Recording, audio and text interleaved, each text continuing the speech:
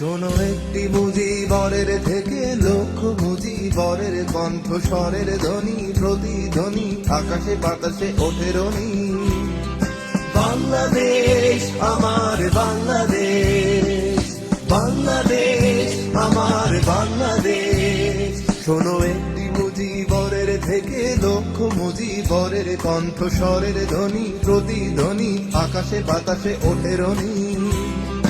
বাংলাদেশ আমার বাংলাদেশ, বাংলাদেশ আমার বাংলাদেশ।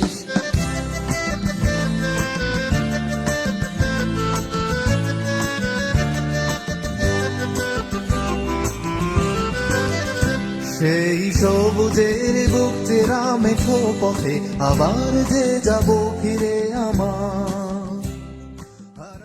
1971 সালে আমরা সকলেই জানি যে 1971 সালে মহান মুক্তিযুদ্ধ সংগঠিত হয়েছিল। তখন 70,000 মুক্তিযোদ্ধা অংশগ্রহণ করেছিলেন। তার মধ্যে একজন হচ্ছে বীর মুক্তিযোদ্ধা এস.এম. আকরাম হোসেন। সরকারের উদ্যোগে আমরা তার সাক্ষাৎকার নিতে তার বাড়ির সামনে উপস্থিত হয়েছি। এখন মুক্তিযুদ্ধের কথা বলতে গিয়ে আমার একটা কবিতার কথা মনে পড়লো, স্বাধীনতা তুমি। স্বাধীনতা তুমি রবি ঠাকুরের অঝোর কবিতাগুলি, অবিনাশী গান। স্বাধীনতা তুমি কবি নজরুলের ঝাঁকড়া চুলের বাবরি দোলানো মহান পুরুষ, এই সৃষ্টি শোকের উল্লাসে কাপা। আমরা এখন দেখব তার সাক্ষাৎকার।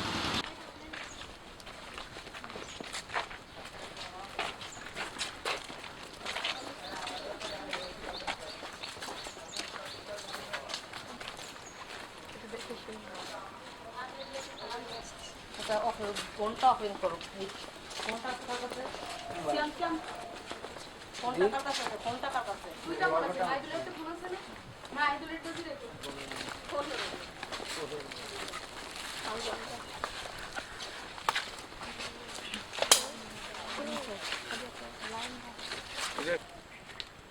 সবাই দাঁড়াও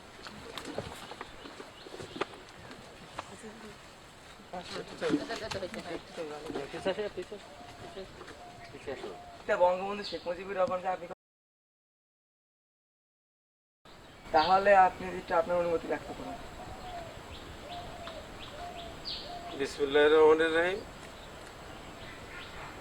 আজ যারা প্রজন্ম 71, যারা আমাদের বাড়িতে আসছো, তোমরা স্কুলের ছাত্রছাত্রী, তোমাদের এই আশা এবং এই সরকারের এই উদ্যোগ, বিশেষ করে শিক্ষা প্রতিষ্ঠানের মাধ্যমে সারা বাংলাদেশের এই মুক্তিযুদ্ধের কোথায় কি ঘটেছে, কোথায় কি হয়েছে, এসব তথ্য সংগ্রহের জন্য যে ভূমিকা রাখা হচ্ছে, এর জন্য আমি এই সরকারি উদ্যোগকে স্বাগত জানাই।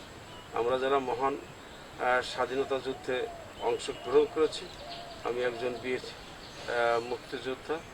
আমার চেতনা এবং আমার মন মানসিকতায় আমি জাতির জনক বঙ্গবন্ধু শেখ মুজিবুর রহমানের ডাকে 1971 সালে সাড়া দিয়ে এই মহান যুদ্ধে অংশগ্রহণ করি এবং যুদ্ধে অংশগ্রহণ করার ভিতর দিয়ে নানাবিধ সমস্যা, কোনোদিন মৃত্যুর সাথে পাঞ্জা লয়ে, কোনোদিন খেয়ে না খেয়ে আমরা যুদ্ধ করি সুদীর্ঘ 9 মাস। যদিও সুদীর্ঘ 9 মাস সম্পূর্ণ যুদ্ধে না, তারপরেও আমাদের কাছে মনে হয়েছে যে যেদিন থেকে বঙ্গবন্ধু স্বাধীনতার ডাক দিয়েছেন, স্বাধীনতার যুদ্ধের ঘোষণা করেছেন, তারপরের থেকে 25শে মার্চ বা 26শে মার্চ থেকে 16ই ডিসেম্বর পর্যন্ত আমরা প্রতিদিনই কোনো না কোনোভাবে যুদ্ধের মোকাবেলা করেছি, শত্রুর মোকাবেলা করেছি, পাক বাহিনীর মোকাবেলা করেছি। স্থানীয় যারা রাজাকার, আলবদর, আলশাম এবং এদেশের স্বাধীনতা যারা চাচ্ছিল না একটা বাহিনী, তাদের সাথেও আমাদের প্রতিনিয়ত যুদ্ধ হয়েছে। তারা আমাদের মারার জন্য সবসময় ষড়যন্ত্র করত। আমরা বিভিন্ন কায়দায় মানে পলায়ে বিভিন্ন জায়গায় আশ্রয় নিয়ে বেঁচে আছি বা বেঁচে থাকলাম। তার পরবর্তীতে আমরা কোনো এক সময় যখন অনুভব করলাম যে আমাদের আর এ দেশে থাকা সম্ভব না, পরে আমরা ভারতে চলে গেলাম। ভারতে যাইয়ে 2 মাস 2.5 মাস যুদ্ধের ট্রেনিং নিয়ে পরবর্তীতে বাংলাদেশে ফিরে আসি এবং আসার পরে এক নাগাড়ে 3-4 মাস যুদ্ধ করে, বিশেষ করে ভাটিয়াপাড়া আমরা বেশিরভাগ সময় যুদ্ধ করি। আর যুদ্ধের ইতিহাস, যুদ্ধের কাহিনী বিভিন্ন সময় বলতে গেলে অনেক কথা আসে। সেটা এই যে তোমরা যে প্রশ্ন করতে আসছে, বিভিন্ন প্রশ্নের উত্তরে সেগুলো হবে বা দেওয়া যাবে। তবে এখন যে কথাটা বিশেষ করে যে বঙ্গবন্ধুর সাথে আমার সরাসরি সাক্ষাৎ হয়েছে কিনা, বঙ্গবন্ধুর সাথে আমার 3-4 বার সাক্ষাৎ হয়েছে।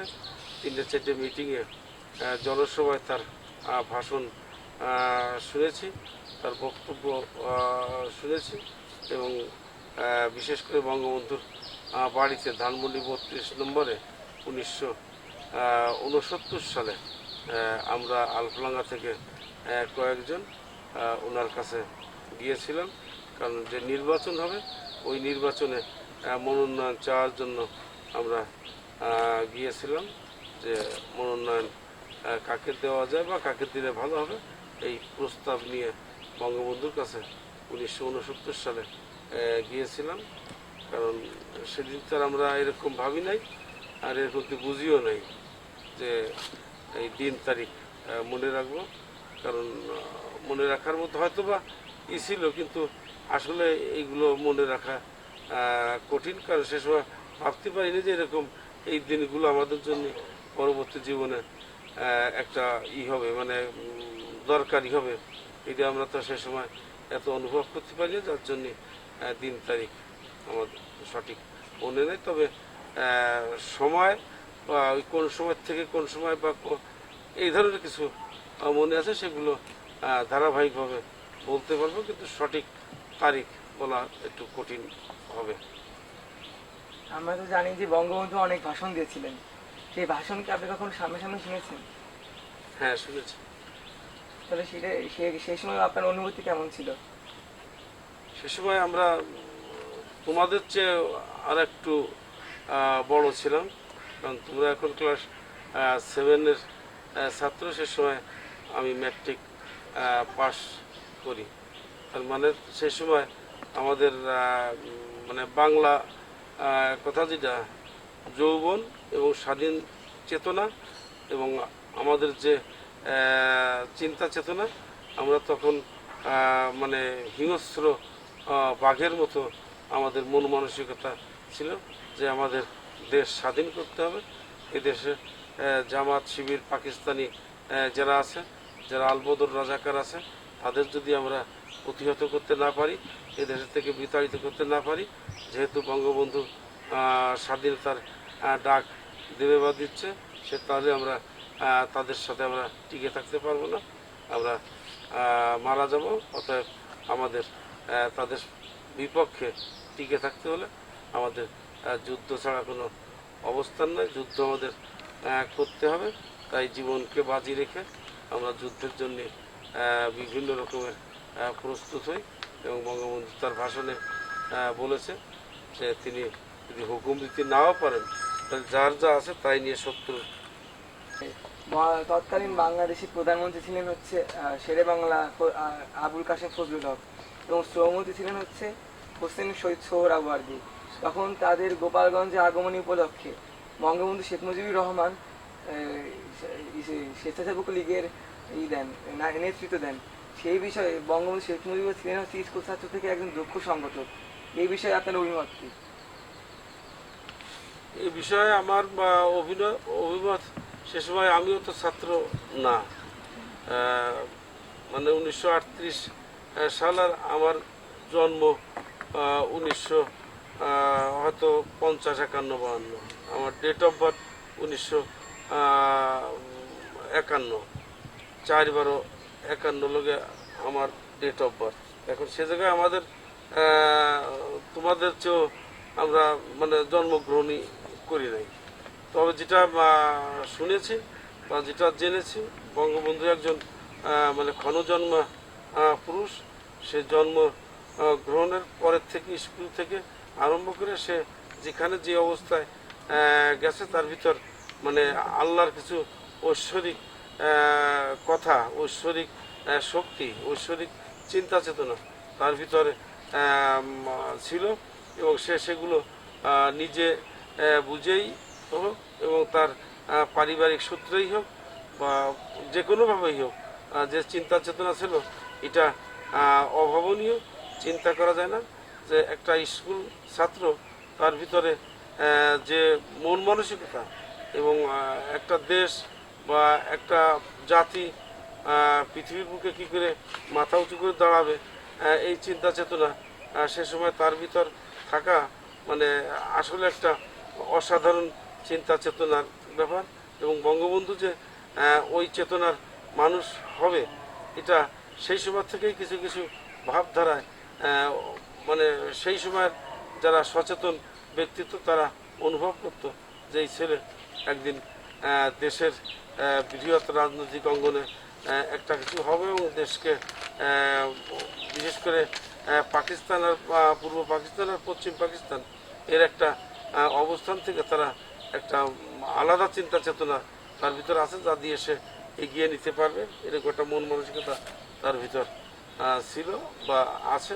এবং আমি মনে করি যে আজকের নতুন প্রজন্মের যারা তোমাদের ভিতরেও এরকম কিছু চিন্তা চেতনা থাকা ভালো এবং সেই চিন্তা চেতনা বঙ্গবন্ধুর মতো বা আরও কিছু উন্নত মানের চিন্তা চেতনা যে তুমি বড় হবা লেখাপড়া শিখবা তোমরাও এমন কিছু মাথায় থাকবে যে বঙ্গবন্ধু যেমন দেশ স্বাধীন করছে এবং অর্থনৈতিকভাবে সামাজিকভাবে এবং এই দেশকে আরও কিছু ভালো অবদান রাখার জন্য তোমরাও ভালো ভূমিকা রাখতে পারবে এরকম প্রেক্ষাপট তোমাদের মাঝে আসুক এটা আমি কামনা করি। এবং বঙ্গবন্ধুও সেই সাথে তেনার ভিতর যে এরকম একটা চেতনা ছিল যার জন্য দেশ এরকম একটা স্বাধীন হয়েছে এরকমই আমার চিন্তা ভাবনা মনোভাব।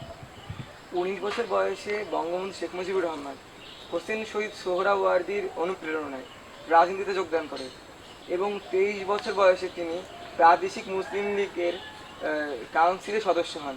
তরুণ বয়স থেকে বঙ্গবন্ধুর এইসব রাজনৈতিক অর্জনকে আপনি কীভাবে মূল্যায়ন করবেন? বঙ্গবন্ধুর 23 বছর বয়সে সে রাজনীতিতে 23 বছর না 19 বছর বয়সে সে রাজনীতিতে করে এটা সেই সময়কার আমলে খুব একটা কঠিন বা অন্য কিছু ভাবার না কারণ সে সময় সে 8-9-এর হয়তোবা ছাত্র।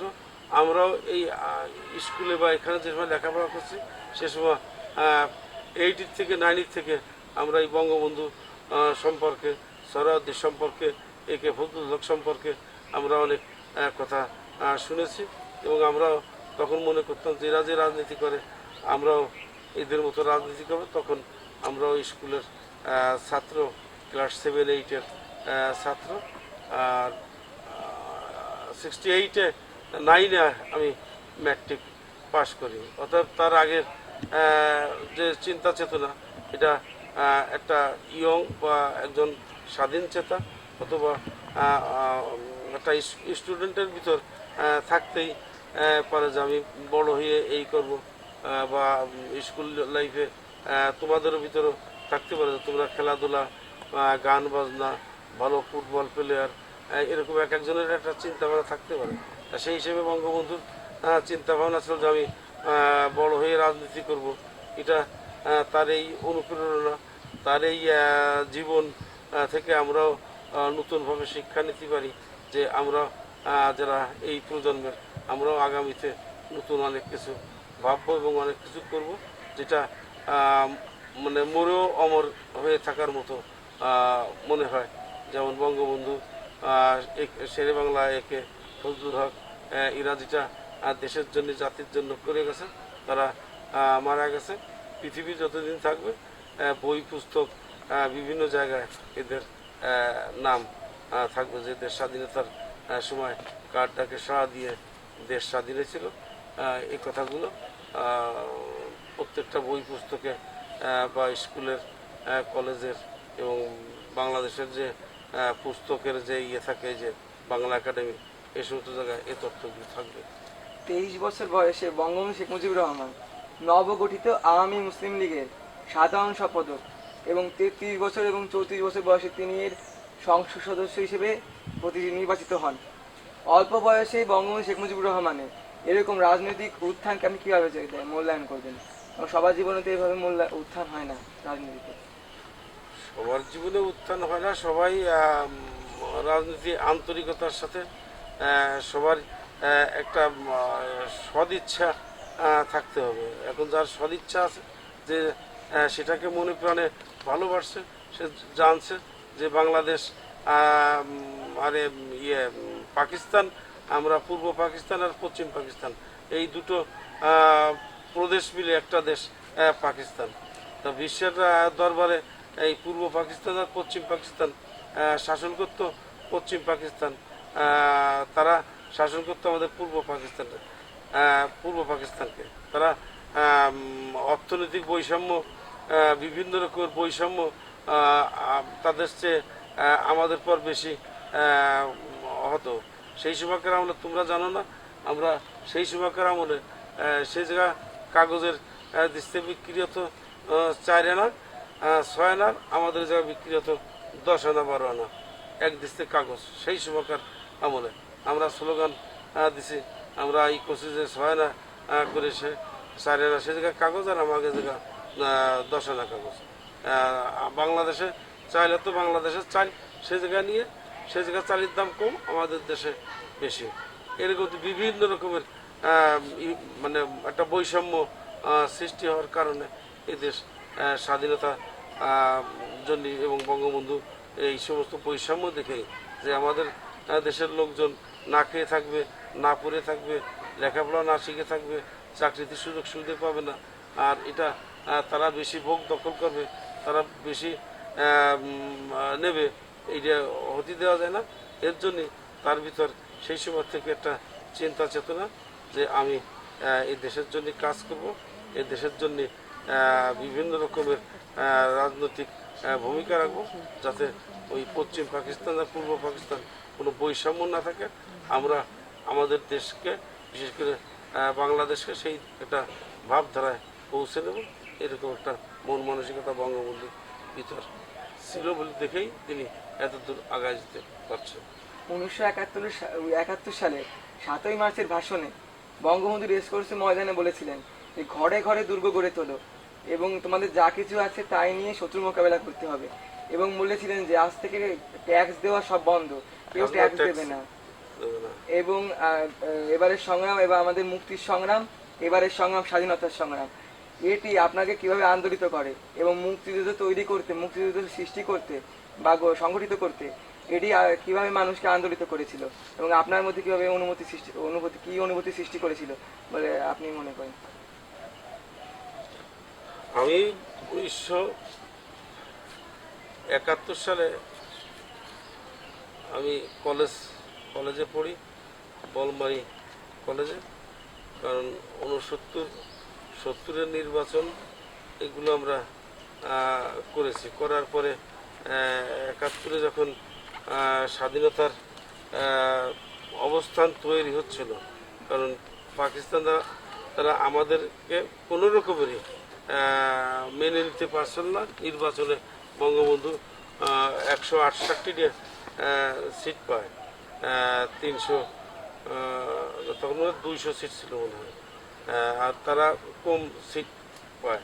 তো আমাদের এসে বঙ্গবন্ধু প্রধানমন্ত্রী হবে, এইটা তারা মেনে নিতে না পারে বিভিন্ন রকমের মানে ষড়যন্ত্র করে আজ এই কারণ কালো কারণ মানে একটা ভজঘট বাধায় যাতে এদের হাতে ক্ষমতা না দেওয়া লাগে, এই নিয়ে বিভিন্ন রকমের ষড়যন্ত্র সৃষ্টি করছিল, যার জন্যে বঙ্গবন্ধু 1971 সালে 7ই মার্চ রেসকোর্স ময়দানে, তার আগের থেকেই অনেক কথা বা অনেক কিছু ভিতরে প্রস্তুত হতে রাখছিল, এবং তার আগে কোনো এক সময় দেখা গেল যে জাতীয় পতাকা বা ওই বঙ্গবন্ধু অনেক কিছু ভিতর তার কিছু লোকজনে বিভিন্ন কায়দায় করতে লাগছিল। আমরা সে সময় মোটামুটিভাবে যতটুকু বুঝতাম, যতটুকু জানতাম এবং যে পর্যায়ের আমরা অনুভব করতাম, যেহেতু আমরা কলেজে পড়া ছেলেপেলে, তখন তো এত টিভি ছিল না, রেডিওতে শুনতাম, ঢাকায় বিভিন্ন ইসের সাথে শুনতাম, টেলিফোনে তখন এই মোবাইলও ছিল না, টেলিফোনে আমরা অনেক তথ্য পাতাম, অনেক খবর আমাদের কাছে আসতো। সেগুলো নিয়ে আমরা অনেক সময় চিন্তা ভাবনা করে পদক্ষেপ নিয়ে আমরা এলাকার নেতৃত্ব দিয়েছি। যেহেতু বঙ্গবন্ধু ডাক দিয়ে যুদ্ধের কথা ডাইরেক্ট না বললেও পাশ কাটা বলছে যে এবারের সংগ্রাম, স্বাধীনতার সংগ্রাম, এবারের সংগ্রাম, মুক্তির সংগ্রাম, এ সমস্ত কথার ভিতর দিয়ে আমরা অনেক কিছু অনুভব করতে পারতাম এবং সেভাবে আমরাও আমাদের যার যে মন মানসিকতা ছিল সেই অবস্থায় আমরা অনেকটা তৈরি হয়েছি এবং অনেকটা ভূমিকা রাখছি। এবং আমরা জানতাম যে আমাদের সাথে পশ্চিমীদের মেলবে না, আমাদের আলাদা হতে হবে, আলাদাভাবে একটা চিন্তা ভাবনা করতে হবে। এই দেশ বিভক্ত করে আমরা আলাদা একটা দেশ করব এবং সেটা বিভিন্নভাবে বঙ্গবন্ধু তার আগের তো অনেক কথা, সেই 6 দফা 11 দফা আগরতলা ষড়যন্ত্র মামলা, অনেক কিছুর পিছনে আছে, যেগুলো হয়তো তোমাদের প্রশ্নের পরে আছে কিনা জানি না, থাকলে হয়তো সেগুলোর উত্তর আসবে। আর যদি না আসে তাহলে এগুলো বাস্তব ভিত্তিক, যে বঙ্গবন্ধু তার আগে 13 বার না 14 বার জেল কাটছে। বিশ্বে কোনো নেতা তার জীবনে 13-14 বার জেল খাটে নাই। সে 13-14 বার জেল কাটছে এবং মিথ্যা হয়রানিমূলক মামলা, ষড়যন্ত্রমূলক মামলা, আগরতলার মামলা দিয়ে তাকে দেশদ্রোহী করার চেষ্টা করা হয়েছে। যে সে পাকিস্তান চায় না, সে আলাদা একটা দেশ করতে চায়, এরকম তাকে দেশদ্রোহী মামলা দিয়ে মানে যাতে ফাঁসির দেওয়া যায় সেরকম একটা চিন্তা ভাবনা সেই সময় ষড়যন্ত্র করে করছে। বঙ্গবন্ধু ফাঁসির ভয় পান নাই এবং ফাঁসিকে তিনি ডরান নাই।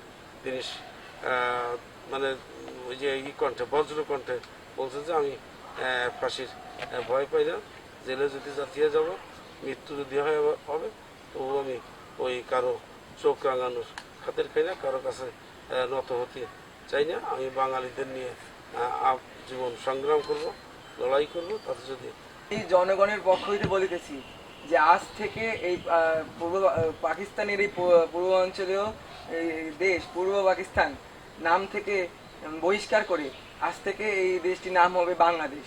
এটি বাংলাদেশ প্রতিষ্ঠার ক্ষেত্রে কতখানি ভূমিকা রেখেছিল? কে রাখছিল?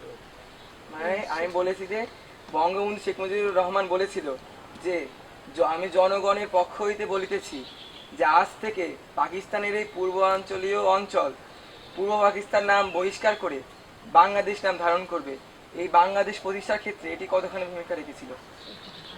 বঙ্গবন্ধু বঙ্গবন্ধু বলেছিল। কথা মানে এই কথাটা বঙ্গবন্ধু সব ভূমিকাই তো তার। সে যদি ঘোষণা না দিত তাহলে তার বাংলাদেশ স্বাধীন হতো না।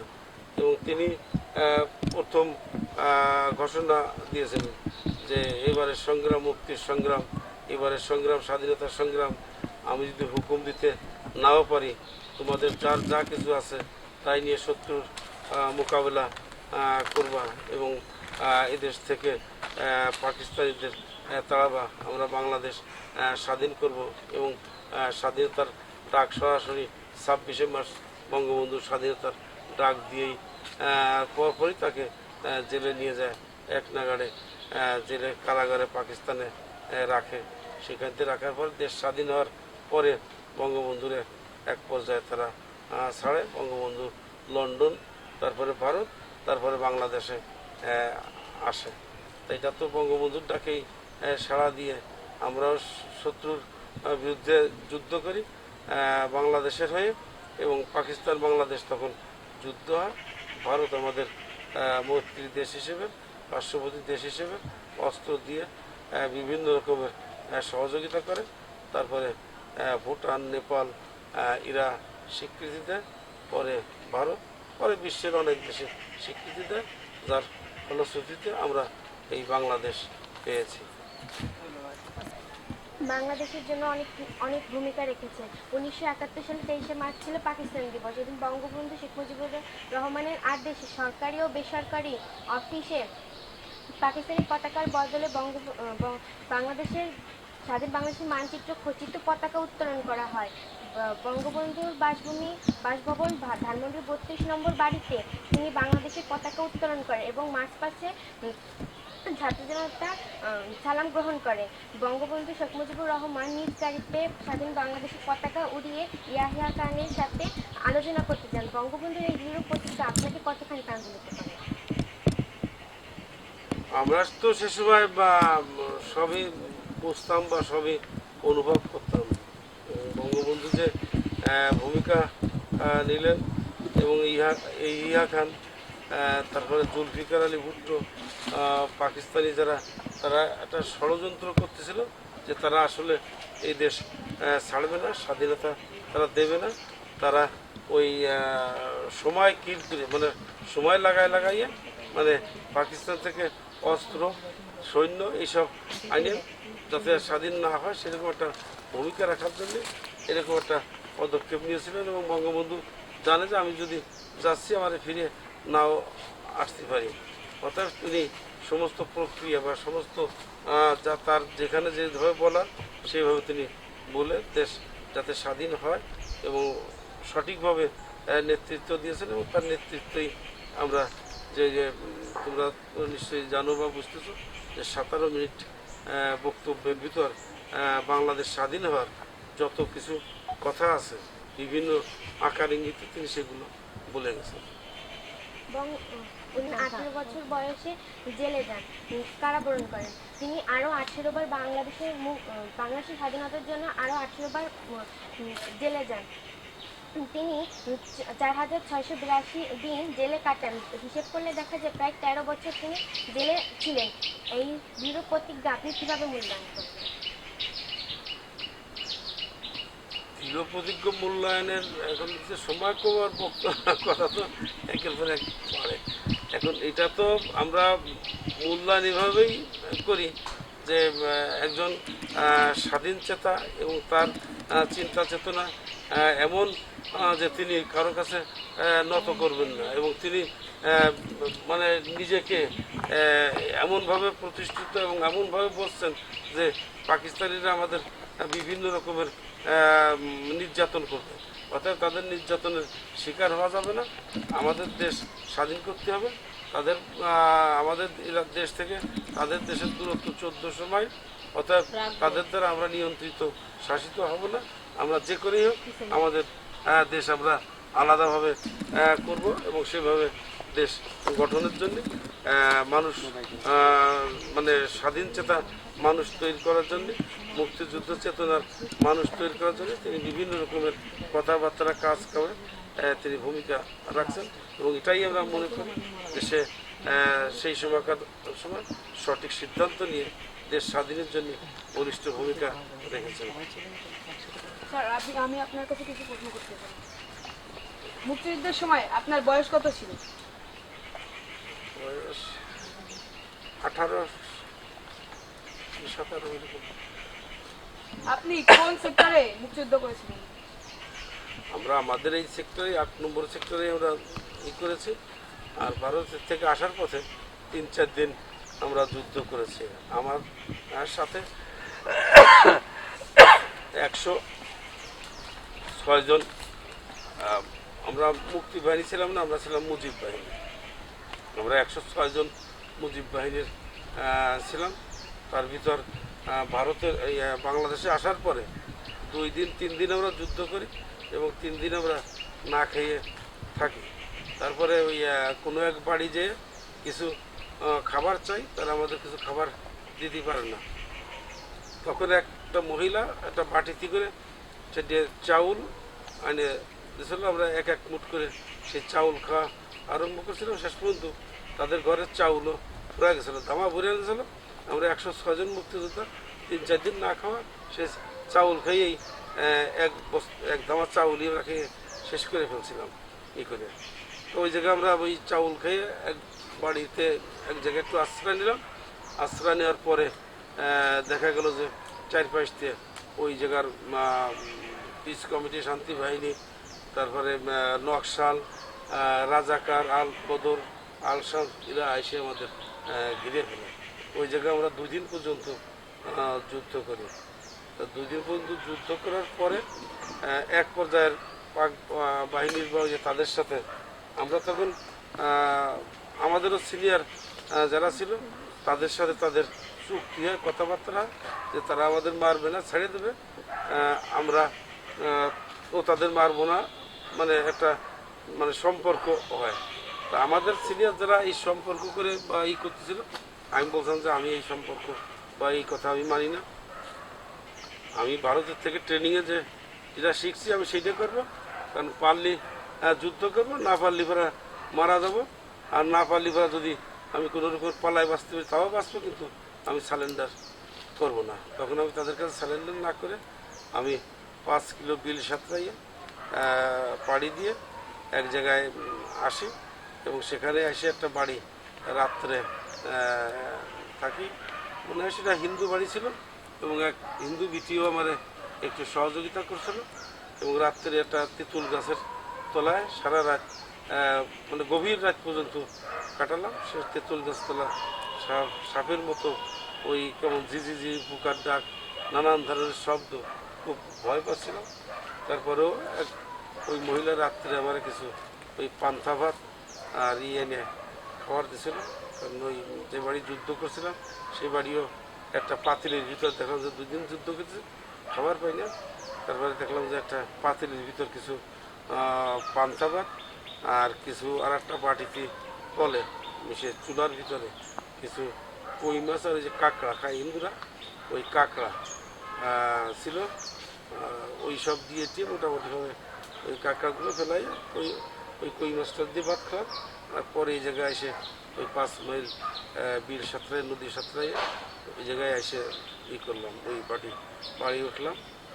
ওখান থেকে 3 মাস একটা ডোঙ্গা কিনলাম, ওই বিটির সহযোগিতা, একটা ছেলের সহযোগিতা একটা ডোঙ্গা কিনলাম।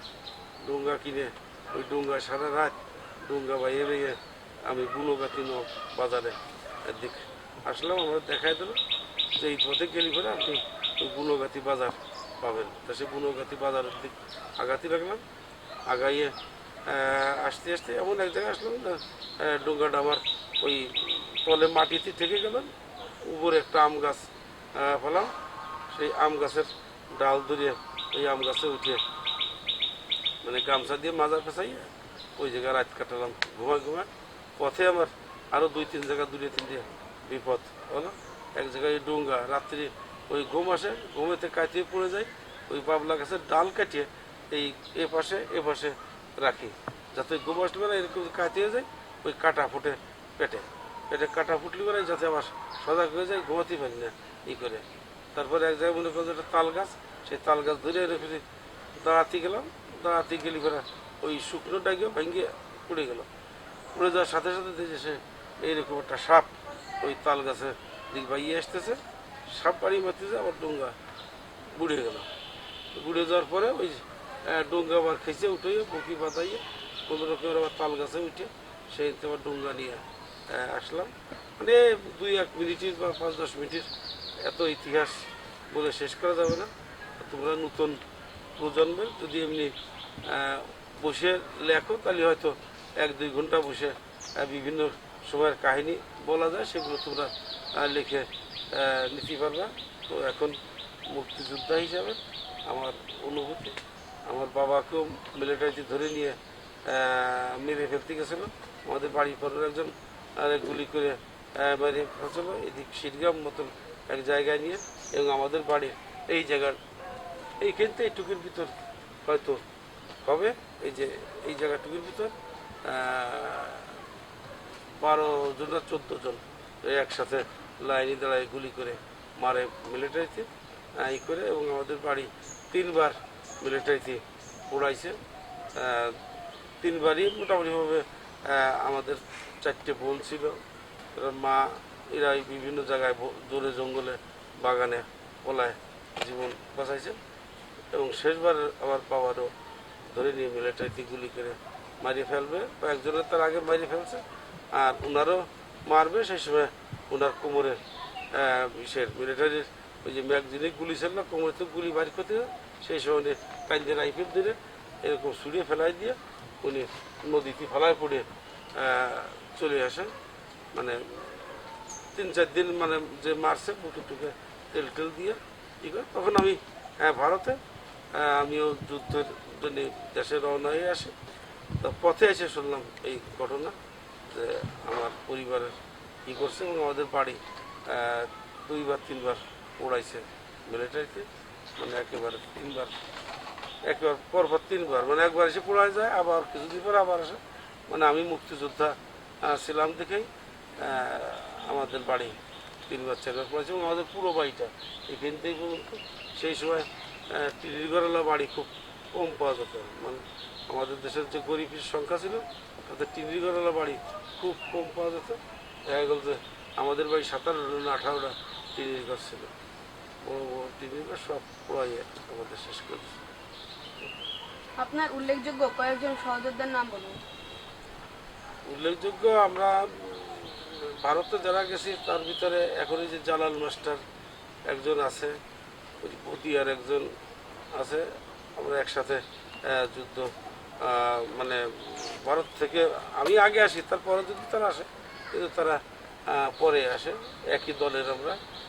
ইসে ভাষা অলিয়ার একজন আছে, এরা। আর আমার সাথে যারা ডাইরেক্ট ছিল তার অনেকেই মারা গেছে, 2-1 জন আছে প্রায় মারা গেছে। বিশেষ করে কামার গ্রামের নীলু, মোস্ত, দায়েন, কালাম, এদিকের কিছু, চরডাঙ্গার কিছু, বিভিন্ন এলাকার কিছু মারা গেছে।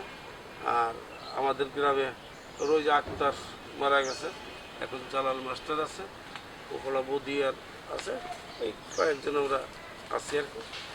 আর প্রায় মারা যাচ্ছে না, আস্তে আস্তে যাবে মারা। আপনার পরিবারের বা আত্মীয় স্বজনের ভিতর আর কেউ কি মুক্তিযোদ্ধা রয়েছে? হ্যাঁ, আমার পরিবারে আছে, আমার চাস্তু ভাই ছিল, সে মারা গেছে, মুক্তিযুদ্ধ ছিল, সে মারা গেছে। আপনার মুক্তিযুদ্ধে করার সময় আপনার কোনো আলোকচিত্র কি সংরক্ষিত আছে? সে সময় তো এত আলোকচিত্র চিত্রের কথা ছিল না, বুঝতামও না, নাইও আলোকচিত্র। চূড়ান্ত বিজয় সম্পর্কে আপনার যে অনুভূতি তা ব্যক্ত করুন। চূড়ান্ত বিজয় 16ই ডিসেম্বর, যে চূড়ান্ত বিজয় আমরা অনুভব করতে লাগছিলাম যে ভারত স্বীকৃতি দিল, নেপাল স্বীকৃতি দিল, পাকিস্তান বাহিনী বিভিন্ন জায়গায় মার খেয়ে এক পর্যায়ে বিভিন্নভাবে বেরিয়ে এসতে লাগছিল যে আগামী কাল পাকিস্তানি বাহিনী সারেন্ডার করবে, আমরা চূড়ান্ত বিজয় পাবো, আমরা দেশ স্বাধীন করতে পারলাম। মুক্তিযুদ্ধ হিসাবে আমাদের খুব ভালো লাগছিল এবং তখন আমাদের কাছে খুব আনন্দ অনুভব করতাম যে আমরা স্বাধীন একটা জাতি পেলাম, স্বাধীন একটা দেশ পেলাম, আমরা একজন মুক্তিযোদ্ধা। আমাদের নতুন প্রজন্মকে, আগামী প্রজন্মকে আমরা ভালো শিক্ষা দীক্ষা বা ভালো কিছু দিয়ে গড়ে তুলব এবং তারাও ভবিষ্যতে এ দেশের উন্নতি করতে পারবে এবং আমরা দেশ স্বাধীন করতে পারলাম। বীর মুক্তিযোদ্ধা স্বাধীনতার ইসে আমাদের নাম লেখা থাকবে, এটা আমাদের কাছে একটা গৌরবের, একটা ঐতিহ্যের, একটা আনন্দের বলে আমরা অনুভব করতাম যে পৃথিবীর ইতিহাসে 9 মাসে একটা দেশ স্বাধীন হয়েছে এবং সেটা বাঙালি জাতি, এবং সেই জাতির স্বাধীনতা যুদ্ধের অংশগ্রহণ করতে পেরে আমি একজন বীর মুক্তিযোদ্ধা, এই দেশের একটা সন্তান, একজন মানুষ হিসেবে নিজেকে গর্বিত এবং আনন্দিত মনে করি। আপনার এলাকায় কি কোনো গণকবর রয়েছে? না, আমাদের এলাকায় কোনো গণকবর কাছের ধারে নাই, তবে এই জায়গায় ওই যে যেটা হয়েছিল সেটা, আর এই সময় যারা মারা গেছে সে ওই জায়গায় আমরা কবর দিছি। এরকম ওই যে ভাটিয়াপাড়া রেলের পাশে একটা জায়গা আছে, তারপরে এই পাশে 2-3টে জায়গা আছে যে আমরা করছি। আমাদের পাশের থেকে আমরা যুদ্ধ করতেছি, আমাদের পাশের লোক মারা গেছে, এই সলেমান নাম করে একটা ছেলে আমার পাশে যুদ্ধ করতেছিল, মারা গেল। তারপরে অলিয়ার নাম করে শিরগ্রাম একটা ছেলে, বারুইপুর একটা ছেলে, তার এই জায়গায় পেটে গুলি লাগলো, মানে যুদ্ধের সময় গুলি লাগলো। আমার পাশের থেকে অনেকে মারা গেছে যুদ্ধের ইসে। আর গণকবর ভাটিয়াপাড়া গণকবর আছে, তারপর অনেক জায়গায় গণকবর আছে, তা বিশেষ করে ভাটিয়াপাড়াটাই আমাদের এই জায়গায় বেশি আমরা ই করি। আর আমাদের এই জায়গায় কাছতে কাছতে নাই, তবে এই ইসে কিছু বলমারি যে কলেজের পাশে কিছু কয়েকটা কবর হয়েছে, এটা আমরা জানি বা অনুভূতির ভিতরে আমরা মানে সেইগুলোরই বেশি প্রাধান্য দেয়, বিশেষ করে ভাটিয়াপাড়া। উপযুক্ত তথ্য চাইতো আপনার কোনো মন্তব্য থাকলে বলুন। উপযুক্ত তথ্য চাইতো আপনার কোনো মতামত থাকলে তা আমাদের বলুন। উপযুক্ত তথ্য বা চাহিদা আমরা যে প্রশ্নটা আপনাকে করছি, তোমরা যেটা করছো, কি করছো প্রশ্নটা আবার করো। আমরা আপাতত যে সবাই মিলে আপনাকে যেগুলো প্রশ্ন করছি সেগুলো ব্যতীত আপনার কোনো মতামত থাকলে বলুন। হ্যাঁ, আমার মতামত তো থাকা স্বাভাবিক আছে। আমি স্বাধীনতা যুদ্ধে অংশগ্রহণ করছি, স্বাধীনতা যুদ্ধের আমি একজন মুক্তিযোদ্ধা। আমি অনেক সরকার আমাকে 12,000 টাকা ভাতা দিচ্ছে এবং অনেককেই অনেকভাবে মূল্যায়িত করতেছে মুক্তিযুদ্ধের। আমি মনে করি যে স্বাধীনতা যুদ্ধে অনেক মা বা বোন তার স্বামী তার সন্তান হারাইছে। তো অনেক মা বোন তার স্বামী সন্তান হারাইছে, অনেকে যুদ্ধের সময় পঙ্গু হয়ে আছে। তারা তাদের মূল্যায়নে তাদের কিছু সহযোগিতা এবং তারা অনেকেই অনেক কষ্টের দিন কাটাচ্ছে। তারা যাতে তাদের সে ধরনের সহযোগিতা পায় এবং আর্থিক সহযোগিতা পায়, কারণ মুক্তিযোদ্ধারা পাচ্ছে, সেই হিসেবে তাদেরও পাওয়া উচিত। এরকম সারা বাংলাদেশের যত নারী বিশেষ করে এই দুঃখের ভিতর আছে যে স্বামী মারা গেছে, তারা যুদ্ধের সময় রেটাইতে গুলি করে মারছে, তারা তার স্বামী যদিও মুক্তিযোদ্ধা না, কিন্তু থাকলে হয়তো বেঁচে থাকলে হয়তো মুক্তিযোদ্ধা জাত বা করতো, কিন্তু তাদের মূল্যায়িত হওয়া দরকার এবং তাদের কিছু ভাতা প্রদান করা দরকার। এটা যদি তোমাদের লেখায় বা এই তথ্যের ভিতর থাকে, এই পয়েন্টটা একটু লিখলে আমরা ই হবো। কারণ আমরা খাইয়ে ফিরে আছি, আমাদের এই যে এই পাশে এক বিটি এখন তার কাছে গেলি করা, তোমাদের চোখে কান্না আসবে যে কি দুরবস্থার ভিতর আছে, অথচ সে না খেয়ে কোনোদিন খায়, কোনোদিন মানে পায়, কোনোদিন পায় না, অনেক দুঃখ কষ্টের ভিতর দিয়ে আছে। এই জন্যে আমার চিন্তা চেতনা যে তারা যদি এদেরও একটা মূল্যায়িত হওয়ার দরকার আছে এবং যে সমস্ত জায়গায় মুক্তিবাহিনীর কবর স্মৃতিগুলো আছে এগুলো সরকারিভাবে রক্ষণাবেক্ষণ করা এবং স্বাধীনতা যুদ্ধে যারা বিশেষ করে অবদান রেখেছে তাদের চেয়ে যারা এই যুদ্ধে বিরাট আকারে ক্ষতিগ্রস্ত হয়ে মারা গেছে তাদের ব্যাপারে সরকারের তাদের পরিবারের প্রতি একটু সহযোগিতা জ্ঞাপন করা দরকার বলে আমি মনে করি। স্যার আসসালামু আলাইকুম। আচ্ছা বাপ, কোনো মুক্তিযুদ্ধ পঙ্গু কোনো লোক এখানে আছে জীবিত অবস্থায়? জীবিত অবস্থায় পঙ্গু এই জায়গা আমাদের এই বাড়ি যে গুলি করে মারছিল এই জায়গা, তার ভিতর ইন্ডিয়ায় চলে গেছিল কয়েকজন, আর একজন এখনো আছে এই জায়গা তার বাড়ি।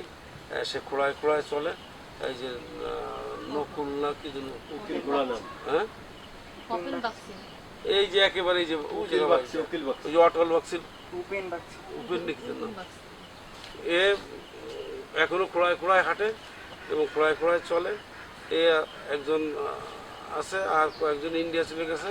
আর এই যে এটা এই যে আকড়ার এই জায়গা থাকে যে ইসের জায়গা নগেনের স্ত্রী একজন মহিলা, খুব দুঃখ কষ্ট আছে। তারপরে শুক্রিয়া একজনের ওয়াইফ বলে এই জায়গা আছে, তারা খুব দুঃখ কষ্টের ভিতর চলাফেরা করতেছে।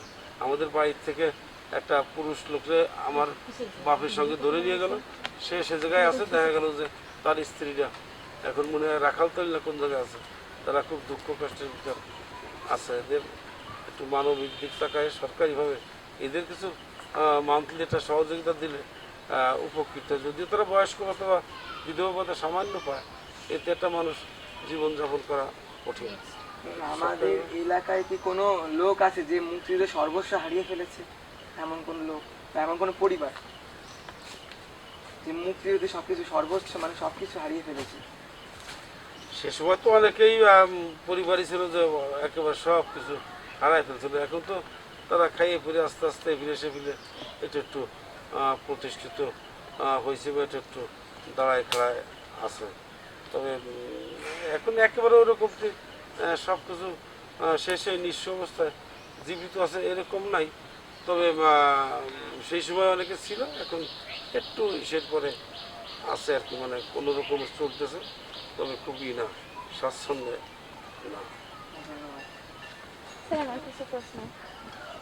বঙ্গবন্ধুকে সপরিবারে হত্যা করার পর 3 মাসের মাথায় বঙ্গবন্ধুর সহযোদ্ধা জাতীয় 4 নেতাকে হত্যার মধ্যে দিয়ে বঙ্গবন্ধুর আদর্শকে চিরতরে মুছে ফেলার চেষ্টা করা হয়েছিল, কিন্তু বর্তমান বাংলাদেশ প্রমাণ করে যে তাদের এই চেষ্টা সফল হয়নি। এ বিষয়ে আপনার মতামত কি? এদিকে বঙ্গবন্ধুর হত্যার পরে জাতীয় 4 নেতাকে হত্যা করা হলো জেলখানায়, এবং বিভিন্ন রকমের রাজনৈতিক আরও অনেককেই অনেক রকম হত্যা করার চেষ্টা করা হলো, মেরে ফেলার চেষ্টা করা হলো, পারে নাই। পারলে তো তারা সাকসেসফুল ওই যত, এখন পারে নাই।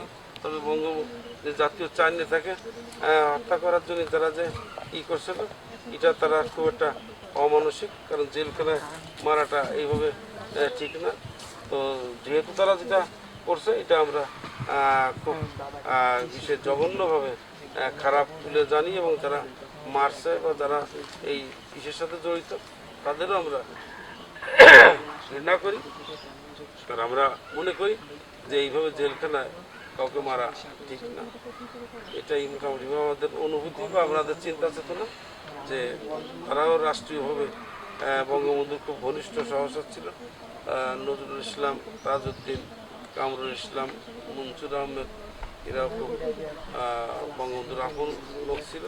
তো তারা জীবিত থাকলে হয়তো বা জননেত্রী শেখ হাসিনার চেয়ে আরও দেশকে আগায় নিতে পারত। মুক্তিযুদ্ধের সময় আপনার আত্মীয় স্বজনের ভিতরে কেউ শহীদ হয়েছিল? মুক্তিযুদ্ধের সময় আপনার আত্মীয় স্বজনের ভিতরে কেউ শহীদ হয়েছিল? শহীদ তো ওই যে একজন হলো আমার বাড়ির পরের এই যে এই পাশে আমার বহুত বোনের জামাই শহীদ হলো। তাই আর বাজারের ভিতর মারছে, কুন্ডু পাড়ার ভিতর মারছে, মাঝি পাড়ার ভিতর মারছে, ওই একজনের এক জায়গায় মারিয়া ফেলাইতেছে। আর কোনো নেই। কোনো রণাঙ্গন আছে আমাদের এই এলাকার মধ্যে? কোনো রণাঙ্গন ভাটিয়া পাড়া যে জায়গায় যুদ্ধ হয়েছে সেটাই রণাঙ্গন বলা চলে। আমাকে জায়গা যুদ্ধের ডাইরেক্ট গুলাগুলি হয় নাই, তবে হয়েছে আর কি মিলিটারি। তারপরে আলফডাঙ্গা থানা যেদিনকে হলো নিয়ে গেল সিনিয়ে মুক্তি বাহিনীতে, আমরা শুধু ওই সময় দেশে ছিলাম না, সে জায়গা তো যুদ্ধ হয়েছে। একজন দারোগা ওসি সাহেব ছিলেন, তিনি মারা গেলেন। এ জায়গা যুদ্ধ হয়েছে আলফডাঙ্গা থানায়। তলে কত প্রাণ হলো বলিদান, আছে অশ্রু জলে কত বিপ্লবী বন্ধুর রক্তের রাঙা, বন্দিশালার ওই শিকল ভাঙা, তো বিপ্লবী বন্ধুর রক্তের রাঙা, বন্দিশালার ওই শিকল ভাঙা, কি ফিরিবে আজ, তারা কি ফিরিবে আজ সুপ্রভাতে, যত তরুণ অরুণ গেছে অস্তাচলে, মুক্তির মন্দির শুকানো তলে কত প্রাণ হলো বলিদান, আছে অশ্রু জলে। স্বর্গগত তারা এখনো জানেন, স্বর্গের যে প্রিয় জন্মভূমি, এসো স্বদেশ ব্রতের মহাদীক্ষালয়ী, সেই মৃত্যুঞ্জয়ীদের চরণ তুমি। সমাধি খই মৃত্তিকা বলো, পর্বত বলো, অথবা সুনীল সাগর জল, সব কিছু ছেদ তুচ্ছ শুধুই, তাই তো রাখি না এলাসার, মাটিতে পাহাড়ে কিংবা সাগরে, হৃদয়ে হৃদয়ে দিয়েছি ঠাই, হৃদয়ে হৃদয়ে দিয়েছি ঠাই।